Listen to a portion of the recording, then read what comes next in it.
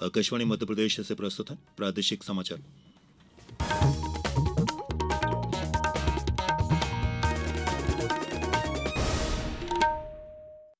नमस्कार, समाचारों के साथ मैं प्रशांत सेंगर। सबसे पहले इस बुलेटिन के मुख्य समाचार। प्रदेश के नगरीय निकायों के पेंशनरों की महंगाई राहत दर में हुई बढ़ोतरी। हाथियों के मुद्दे पर मध्य प्रदेश और छत्तीसगढ़ की सरकारें मिलकर निकालेंगी समाधान। प्रदेश भर में शुरू हुआ विधिक सेवा सप्ताह, आम लोगों को जागरूक करने के लिए हो रहे हैं विभिन्न कार्यक्रम। और हिल स्टेशन पचमढ़ी में बढ़ी पर्यटकों की संख्या, 10 नवंबर तक पीक सीजन निर्धारित। और अब समाचार विस्तार से। प्रदेश के नगरीय निकायों के पेंशनरों की महंगाई राहत दर में बढ़ोतरी की गई है। इस संबंध में नगरीय विकास और आवास विभाग के आयुक्त भरत यादव ने आदेश जारी किए हैं। प्रदेश में अब नगरीय निकायों के पेंशनरों को महंगाई राहत की दर में राज्य शासन के पेंशनरों के समान लाभ मिलेगा। 6वें वेतनमान में पेंशन पर 239% तथा 7वें वेतनमान में पेंशन पर 50% की दर से महंगाई राहत स्वीकृत की गई है। यह आदेश मूल पेंशन और परिवार पेंशन दोनों पर लागू होगा। पेंशनरों को महंगाई राहत दर में वृद्धि इसी साल 1 अक्टूबर से स्वीकृत की गई है। उमरिया जिले में स्थित प्रसिद्ध राष्ट्रीय उद्यान बांधवगढ़ टाइगर रिजर्व में वन क्षेत्र में गत दिनों हुई 10 हाथियों की मौत के बाद विंध्य क्षेत्र में चुनौती बन रहे हाथियों के मुद्दे पर मध्य प्रदेश और छत्तीसगढ़ की सरकारें मिलकर समाधान निकालेंगी। छत्तीसगढ़ राज्य स्थापना दिवस के मौके पर आज रायपुर में हो रहे राज्योत्सव में मुख्यमंत्री डॉक्टर मोहन यादव छत्तीसगढ़ के मुख्यमंत्री विष्णुदेव साय से हाथियों के मुद्दे पर चर्चा करेंगे। मुख्यमंत्री डॉक्टर यादव ने कहा कि छत्तीसगढ़ से जब ये हाथी हमारे यहाँ आते हैं तो दोनों सरकारें मिलकर फॉरेस्ट का तालमेल बनाएं और ऐसे बड़े जानवरों के बड़े दल आने के कारण आकस्मिक रूप से जो परिस्थितियां बनती हैं उससे बचने के लिए एक दूसरे के संपर्क में रहें। केंद्र सरकार के पेंशन भोगियों के लिए डिजिटल जीवन प्रमाण पत्र जमा कराने के लिए फेस ऑथेंटिकेशन तकनीक को बढ़ावा देने के लिए राष्ट्रव्यापी डिजिटल जीवन प्रमाण पत्र अभियान 3.0 आयोजित किया जा रहा है। फेस ऑथेंटिकेशन तकनीक एक ऐसी तकनीक है जिसके द्वारा पेंशन भोगी किसी भी एंड्रॉयड स्मार्टफोन से अपना डिजिटल जीवन प्रमाण पत्र जमा करा सकते हैं। राजधानी भोपाल में ये शिविर बुधवार को भोपाल शहर के कई स्थानों पर लगाए जा रहे हैं। पेंशन और पेंशन भोगी कल्याण विभाग की अवर सचिव श्रीमती सोनिका खट्टर इन शिविरों में जाकर जीवन प्रमाण पत्र जमा करने के लिए विभिन्न डिजिटल तरीकों जैसे फेस ऑथेंटिकेशन तकनीक के बारे में पेंशन भोगियों का मार्गदर्शन करेंगी। प्रदेश भर में आज से न्यायोत्सव विधिक सेवा सप्ताह के तहत कार्यक्रम आयोजित किए जा रहे हैं।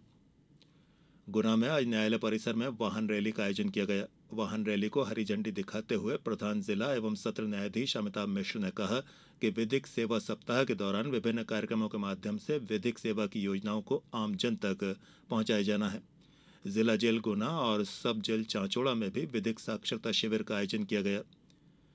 इस अवसर पर जिला विधिक सहायता अधिकारी विभूति तिवारी ने आकाशवाणी को बताया, प्रधान जिला एवं सत्र न्यायाधीश द्वारा बाइक रैली को हरी झंडी दिखाकर कार्यक्रमों का शुभारंभ किया गया, जिसमें जिला गुना के महत्वपूर्ण मार्गों से होते हुए बाइक रैली का आयोजन किया गया। इसी क्रम में 5 नवंबर को वृद्धाश्रम में स्वास्थ्य शिविर सह विधिक साक्षरता शिविर का आयोजन होगा। 6 नवंबर को विभिन्न विद्यालयों महाविद्यालयों में निबंध, चित्रकला, नुक्कड़ नाटक प्रतियोगिताओं का आयोजन होगा।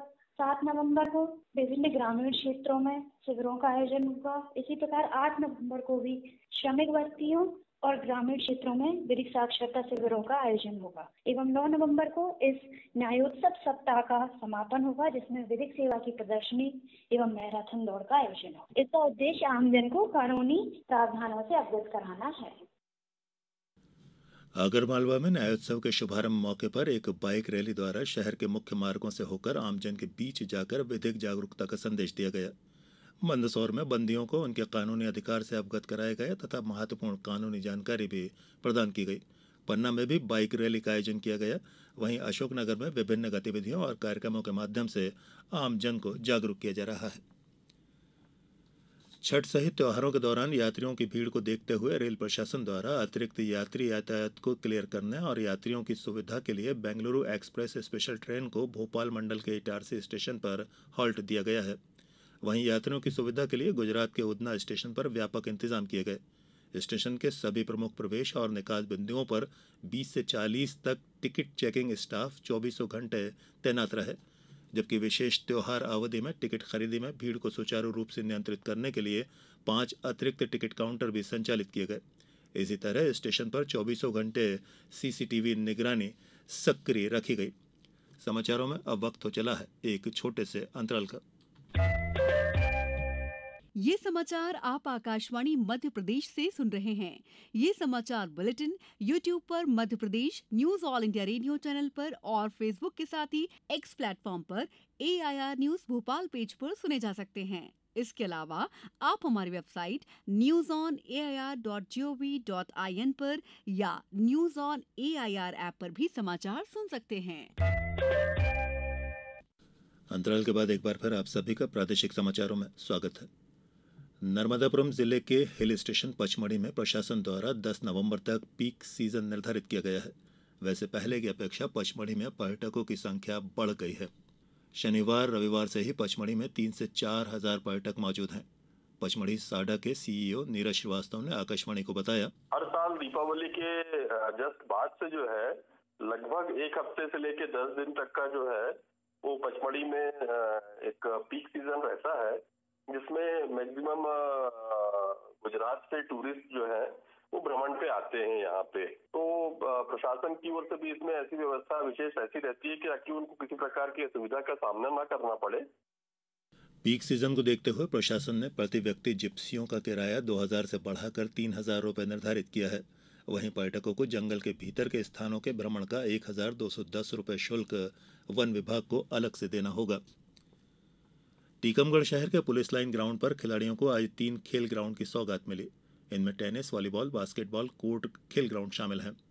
राष्ट्रीय पिछड़ा वर्ग वित्त विकास निगम की तरफ से 54 लाख रुपए की लागत से तैयार किए गए इन 3 खेल ग्राउंड का आज केंद्रीय सामाजिक न्याय और अधिकारिता मंत्री डॉक्टर वीरेंद्र कुमार ने लोकार्पण किया। अब 3 नए खेल मैदान बन जाने से खिलाड़ियों को काफी सुविधा हो जाएगी। केंद्रीय मंत्री डॉक्टर वीरेंद्र कुमार ने बताया कि ओपन ग्राउंड के साथ इंडोर स्टेडियम बनाने के लिए भी प्रयास किए जा रहे हैं। जल्द ही शासन स्तर से राशि स्वीकृत होने के बाद इंडोर स्टेडियम का काम शुरू कराया जाएगा। इंदौर की छावनी अनाज मंडी, लक्ष्मीबाई नगर अनाज मंडी और सियागंज में आज मुहूर्त के सौदे हुए। कृषि उपज संघ के अध्यक्ष मनोज काला ने बताया कि मुहूर्त के सौदों में किसानों से फसलें खरीदी गई और किसानों का सम्मान भी किया गया। दिवाली के मौके पर व्यापारी अपना कारोबार बंद रखते हैं और भाई दूज या उसके बाद मुहूर्त के सौदे किया करते हैं। सबसे पहले जिस किसान की उपज खरीदी जाती है उसकी व्यापारी ज्यादा बोली लगाया करते हैं। इससे किसानों को अच्छे दाम मिला करते हैं। इंदिरा गांधी राष्ट्रीय मानव संग्रहालय और green planet bicycle Riders association द्वारा आज राइट इट आउट 50 किलोमीटर नामक साइकिल रैली का आयोजन किया गया। संग्रहालय के निदेशक प्रोफेसर अमिताभ पांडे ने झंडी दिखाकर इस रैली की शुरुआत की। रैली का उद्देश्य शहर को हरित और स्वच्छ बनाना था, जिसमें प्रतिभागियों को भोपाल स्थित धरोहरों को संजोए हुए मध्य प्रदेश के मानचित्र जैसे मार्ग पर साइकिल चलानी थी। बाद में सभी प्रतिभागियों को प्रमाण पत्र दिए गए। और अब इस बुलेटिन के कुछ समाचार संक्षेप में। BHL भोपाल के कार्यपालक निदेशक SM रामनाथन ने आज कर्मचारियों के लिए स्टाफ कैंटीन में लंच की सुविधा को फिर से प्रारंभ किया। अखिल भारतीय कांग्रेस कमेटी के महासचिव मध्य प्रदेश प्रभारी जितेंद्र सिंह, मध्य प्रदेश कांग्रेस कमेटी के अध्यक्ष जीतू पटवारी, पूर्व मुख्यमंत्री दिग्विजय सिंह सहित कांग्रेस के तमाम वरिष्ठ नेता कल संयुक्त रूप से बुधनी प्रवास पर रहेंगे। झाबुआ में कलेक्टर नेहा मीना ने राज्य स्तर से विभिन्न बोलियों के अनुवाद के लिए बनाए जाने वाले AI ट्रांसलेशन टूल के लिए भीली बोली का डेटाबेस जल्द से जल्द तैयार करने के लिए सहायक आयुक्त जनजातीय कार्य विभाग को निर्देशित किया। खंडवा में प्रधानमंत्री जन आरोग्य योजना के तहत मध्य प्रदेश भवन और अन्य सन्निर्माण कर्मकार कल्याण मंडल के पंजीकृत श्रमिकों और उनके परिवारजनों के लिए आज से 11 नवंबर तक अभियान आयोजित किया गया है। और धार जिला पुलिस द्वारा ऑपरेशन प्रहार के तहत थाना मनावर में अवैध हथियार बनाने की फैक्ट्रियों पर कार्रवाई करते हुए 7 आरोपियों को गिरफ्तार कर उनके कब्जे से बड़ी मात्रा में अवैध हथियार जब्त किए गए। और अंत में इस बुलेटिन के मुख्य समाचार एक बार फिर। प्रदेश के नगरीय निकायों के पेंशनरों की महंगाई राहत दर में हुई बढ़ोतरी। हाथियों के मुद्दे पर मध्य प्रदेश और छत्तीसगढ़ की सरकारें मिलकर निकालेंगी समाधान। प्रदेश भर में शुरू हुआ विधिक सेवा सप्ताह। आम लोगों को जागरूक करने के लिए हो रहे हैं विभिन्न कार्यक्रम। और हिल स्टेशन पचमढ़ी में बढ़े पर्यटकों की संख्या। 10 नवंबर तक पीक सीजन निर्धारित। प्रादेशिक समाचारों के इस बुलेटिन में फिलहाल इतना ही। आगे दीजिए, नमस्कार।